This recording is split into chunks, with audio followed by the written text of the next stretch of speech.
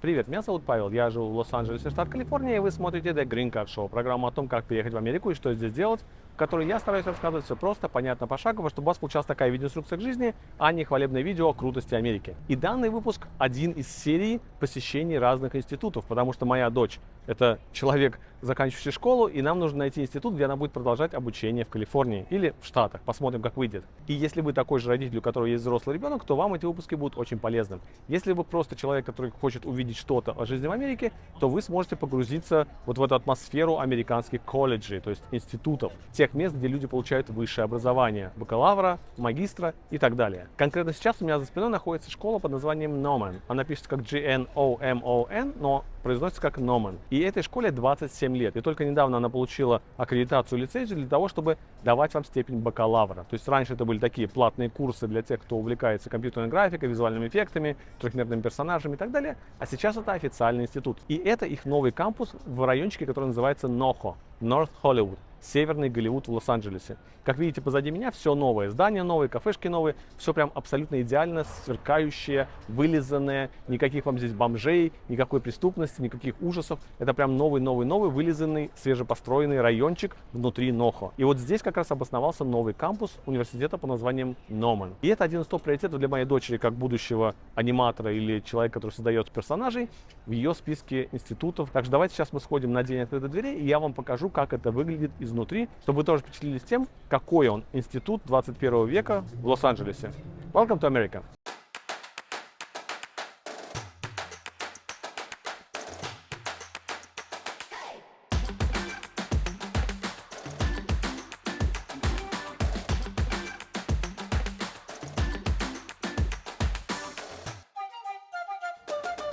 На экране вы видите официальное видео самого института. Итак, Gnomon находится в Северном Голливуде. Это очень удобное место для ежедневных поездок. Изо всех мест, где мы жили в LA за эти годы, сюда ехать минут 30 максимум. Площадь кампуса 45 тысяч квадратных футов или более 4 тысяч квадратных метров.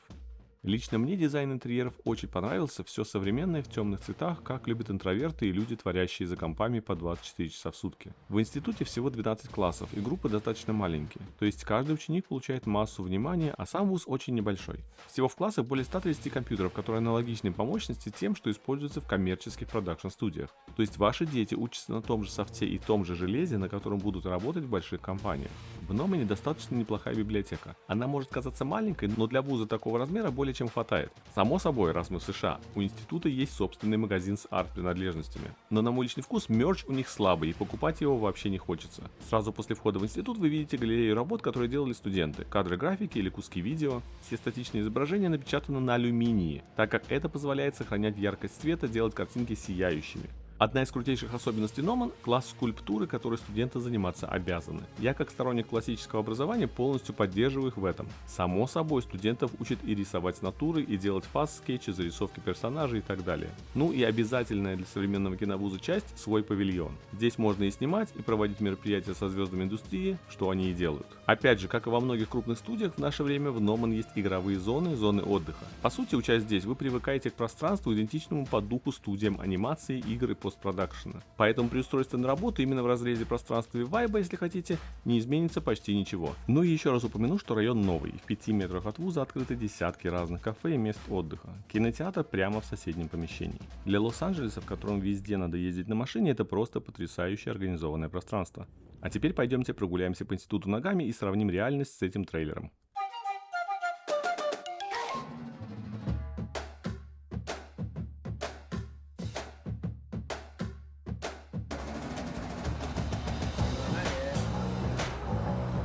They'll be starting a tour Over there? pretty soon. Yeah.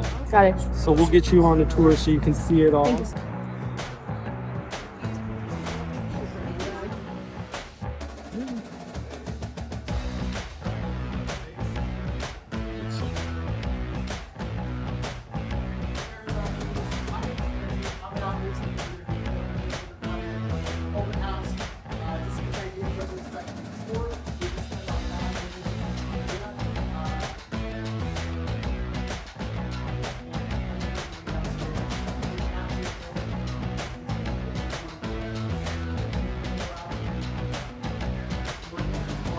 All the still images are printed on aluminum. They're printed for us by a company called ArtStation, which is a social media platform for artists. And it's printed on aluminum because paper and cloth will absorb ink. So when you print on aluminum, it's the closest you can get to the experience as if you're looking at a monitor. So it stays vibrant.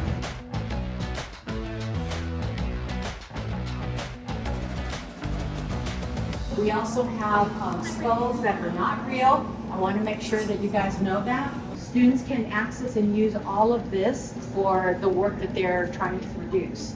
The workstations that you see in here have the same software that are available in the labs as well. So you'll have like Houdini and Maya and ZBrush and Substance Designer, Substance Painter. So we have an Encyclopedia Britannica set. It's not complete, but it's from 1887. Why? Why would we have that? I use it because the information is really cool. But students use it for the visual inspiration, because if they're having to take a physical object, create it digitally so that it looks real in a digital environment. So you want to know, okay, what is that book supposed to look like? What is the edge leaf of book supposed to look like if the book happens to be open on a desk? How are they going to recreate that particular object? Resources like this are very helpful if students are creating, say, a character, but art history is taught within the context like the other general studies. Their assignment is going to be either create an environment based on folks that lived during that time period, or to create a character.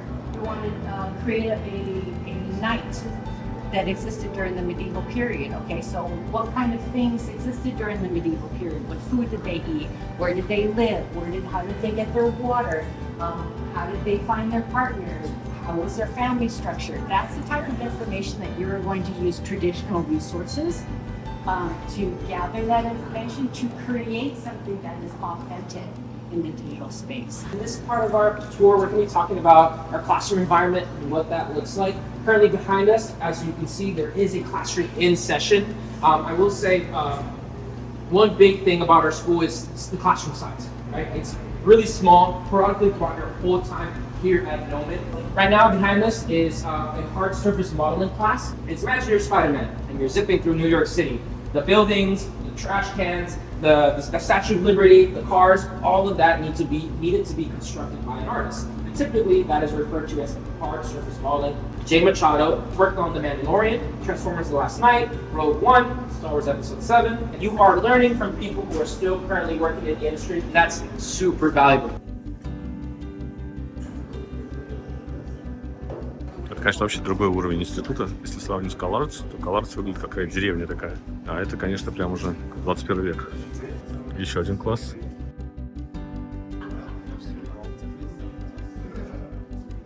This is where also a lot of students will just eat and bring their lunch, and if they don't finish their meal or they bring their own lunch, they'll use the fridges to just store their food. This is where a lot of student events happen as well. Lately, because of the new arcade season, we're doing a watch party, so that's been really nice. And sometimes, hey, if you're taking break, hey, let's get a few rounds of Super Smash in. We'll get going. But if you want to take away from the screens, sometimes I like to just space out. There's a dog park right here, so when the dogs are playing, it's very nice. Very, very relieving.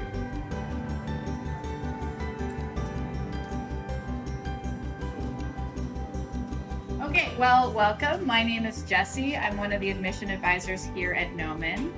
Welcome to Lecture Room 2. This is one of the rooms where we hold some of the more traditional classes. That's why you'll see some of the lighting is a little brighter, the tables are more roomy.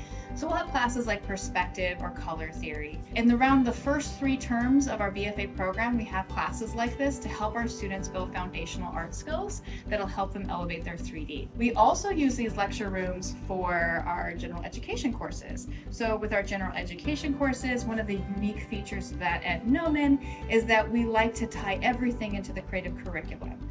And so instead of a typical math class, you'll have a class where you'll learn things like scripting for Maya.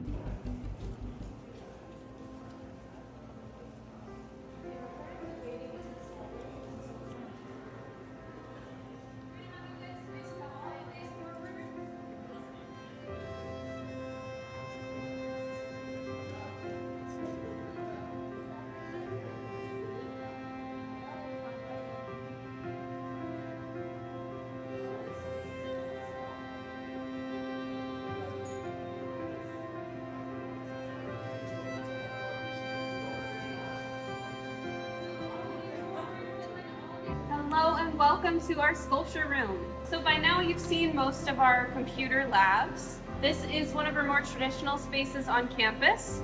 Here at Gnomon, we believe in art foundations and how important they are to being a digital artist. So some of our classes are taught in the more traditional way, with more traditional mediums. These classes in this room are character sculpture 1, 2, and 3. Character sculpture 1 are these head-to-toe figures that you see around the room, and character sculpture 2 and 3 are the large busts that you see. Most of the students who have their work here, this is their first time sculpting anything, and these are the one project that they work on for the entire term. They're only working on one thing. Usually they spend about 20 hours a week on their projects, so it's a pretty high intensity class. They spend a lot of time making these look as beautiful as they are. This is taught primarily so that students can understand anatomy and the 3D form of anatomy so that they can take that knowledge and use it in zero.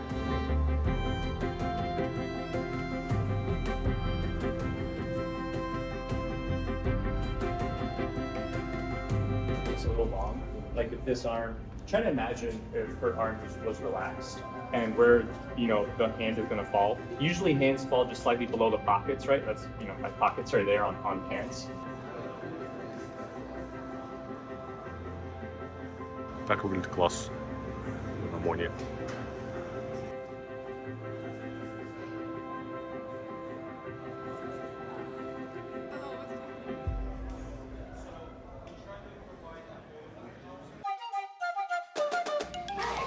Thank you so much for being here at Gnomon's first open house at our new campus. So you guys have hopefully had a chance to explore the campus, see the labs.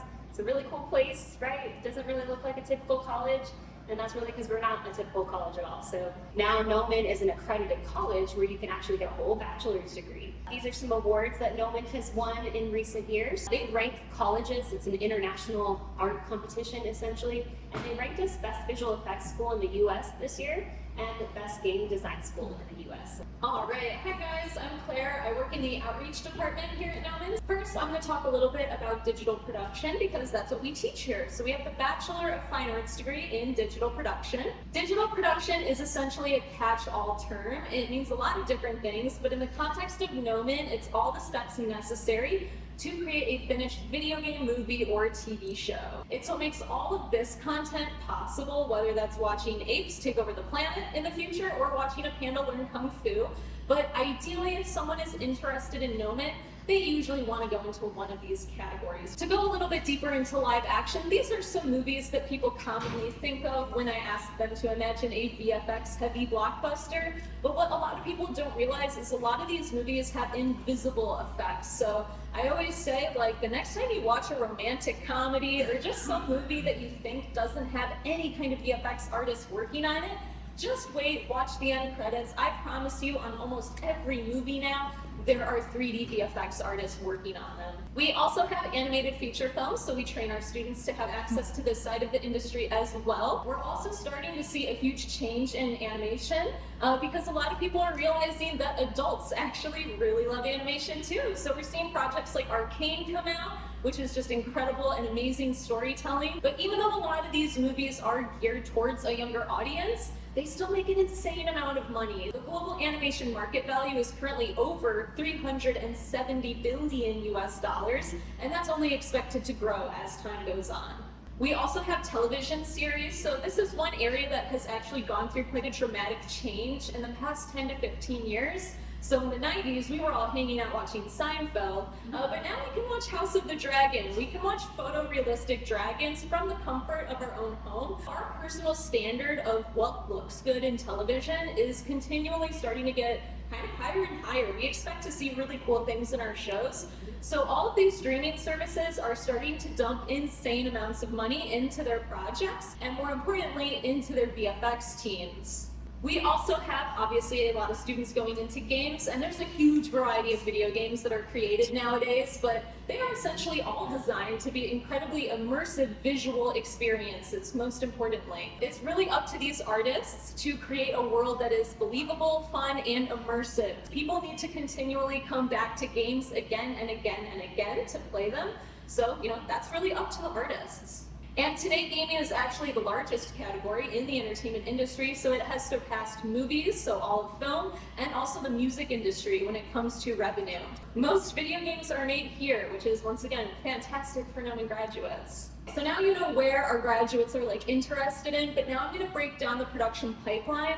Everything that you watch or consume in a game or movie is intentional. Artists do not put anything in there accidentally. Usually a common misconception is that a lot of the art for these projects is like pencil on paper, like drawings, when in reality, most of the art that's being made is done using 3D software. So this artist is creating an environment mock-up in a 3D software. And a pre-viz artist is actually a great example of this misconception. A lot of you may be familiar with storyboard artists, traditional drawings to kind of showcase what a movie or TV show might look like. A pre-viz artist is usually the first person to be onboarded to a project, and they're working with the director to create a rough cut of the film before production even begins. So this is really important, like I said, for those big budget movies, because they know exactly what actors they need, they know what effects are needed, and what environments need to be built. Another area that has a lot of our students interested is character or creature design, also known as digital sculpting. They essentially are making the 3D version of a character that's appearing on screen in a game or film. They're usually given a 2D sketch, so you can see that in the upper left-hand corner, but they have to take that sketch and fully realize it in 3D. So that means making it super realistic. This artist is using a software called ZBrush. This allows you to use traditional sculpting techniques. It's just digital clay. And it is still technically done by hand, because even though these artists are working on a computer, they are not using the mouse to do this type of work. They're usually on a large tablet and they're using a pen. Once we move away from organic shapes, so think creatures, animals, humans, we move into hard surface modeling. So this is done for anything that's man-made. So if you're playing a game or watching a movie, think of like buildings, objects, chairs, props, weapons, loot boxes. Ours is just called Autodesk Maya, and we're really focusing on building props and objects for film and games, as opposed to manufacturing real objects that will exist in reality. So it's a little bit more fun, in my opinion. And once that model is finished being created, it gets passed on to a texture artist. Their job is really to make sure that these 3D models look believable by mapping textures onto their surfaces. So they're adding an extra dimension with imperfections. So right here, they're texturing a drone. So they might be adding like scuff marks, some rust, but everything is very intentional. I love to bring up Arcane as an example of some amazing texture work, because all the models in Arcane are hand painted, which is quite insane to see. It looks beautiful. But that's an example of how important texture art is to make people feel immersed in the content that they're consuming. Lighting artists also kind of oversee illuminating the entire world. So they are extremely important in this production pipeline. Not only are they responsible for making sure the audience can see what's happening, but they also have to direct the eye towards what's important, set the mood of the scene. This scene from Tangled has over 40,000 lights in it, and it is probably the most iconic scene in the movie. This is what we think of when we imagine Tangled in our heads. And rigging. So at Gnomon, we also train in some more technical sides of the industry as well. One of those technical career paths is a character rigger. Their job is really to design and create the internal structural framework of a 3D character model.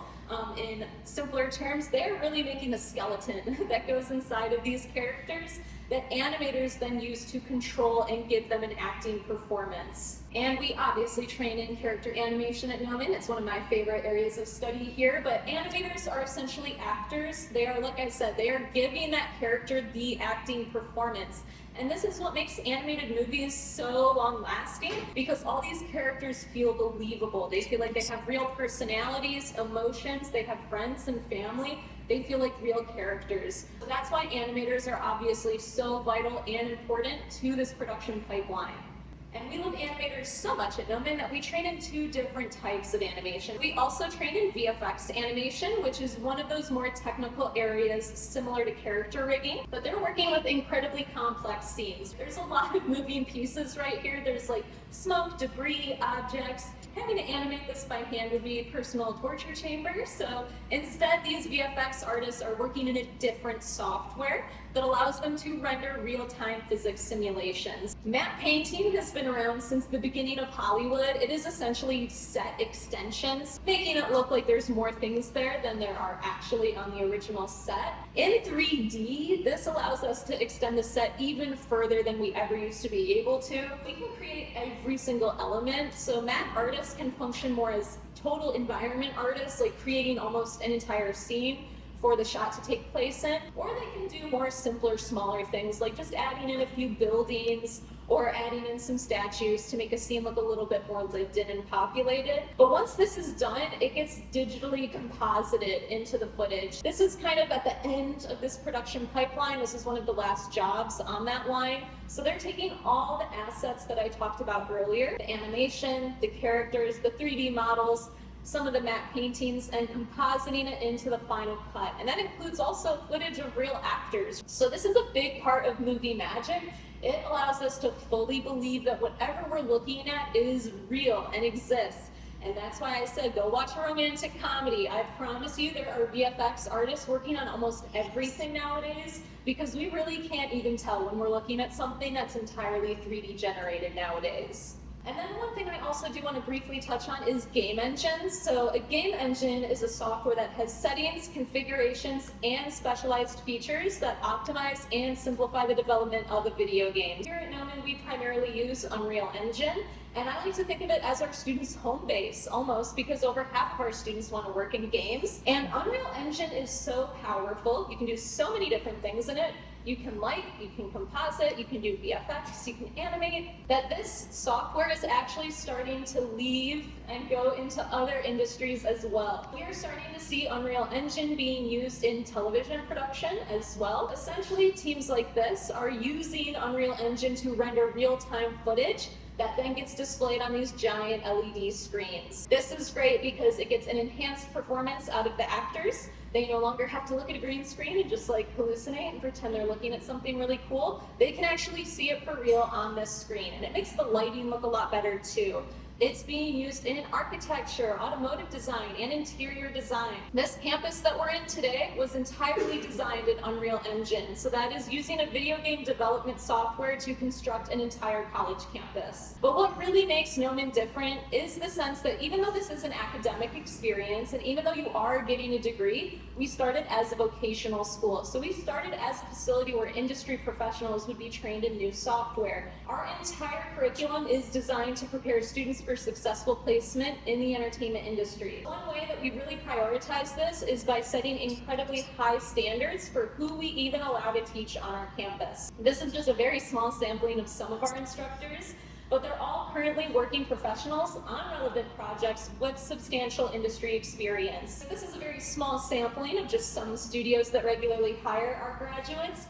Keep in mind there are over 1,400 studios in Los Angeles alone. We have Gnomon graduates at every single one of these studios. And currently at Gnomon, we have a 95% industry placement rate. So even if you get a job at Disney as a receptionist, you don't count in our placement rate because you're not working as an artist. You can even get a job as a game tester at a major studio, and you won't be counted in this placement rate because you're testing games, you're not making them, right? Here's a couple of alumni success stories. Here's Devin Fay, who began his career at Blizzard right after graduating Gnomon, and he went to work on several Call of Duty games at Infinity Ward, and is also the current creative lead on Valorant at Riot. And Suzanne Kim has also been a modeler at Disney Animation for many, many years, and she's contributed to like almost every Disney movie. Like I've been listing them and it's crazy. Moana, Wish, Strange World, Encanto, both Wreck-It Ralph movies, Frozen, Zootopia, Big Hero 6, and like way more.